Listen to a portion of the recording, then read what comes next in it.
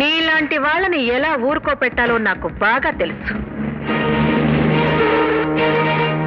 రండి ఇన్స్పెక్టర్ గారు, రండి. ఇల్లంతా వెతకండి. Search the house. అటు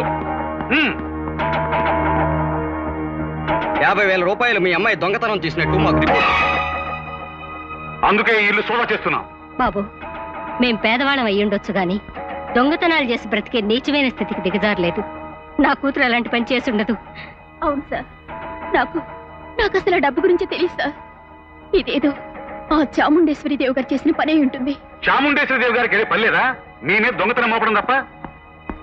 సార్, ఆ గదిలో 50,000 రూపాయలు దొరికాయి సార్. అమ్మా, ఇదేదో మోసం. నాకేం తెలీదమ్మా, నాకేం తెలీదు. నేను దొంగతనం చేయలేదు, నేను రాను. అమ్మా, నేనే పాపం ఎరగనమ్మా. డబ్బు నేను తేలేదమ్మా.